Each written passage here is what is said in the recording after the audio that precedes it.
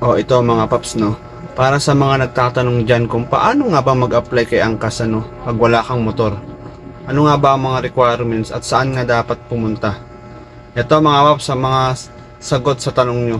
Unang-una, ang kailangan nyong i-ready ay ang inyong driver license na professional, no? Tapos kumuha rin kayo ng NBI. Pagkatapos kumuha rin kayo ng barangay clearance o kaya police clearance, no?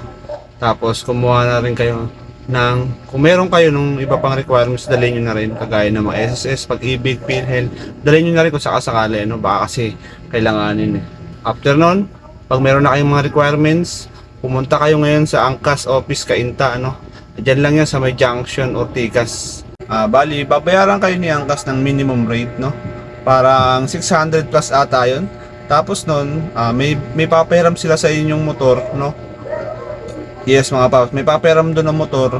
Mamimili lang kayo doon kung anong motor doon. Tapos, after 2 years, huwag kayong mag-alala kasi mapapasa inyo yung motor na yun, no?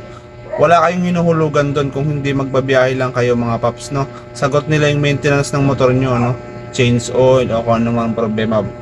Yun, sagot nila yun. Tapos, sagot nila dyan yung inyong helmet, yung uniform, tapos yung insurance nyo, tapos yung top up, sagot din nila.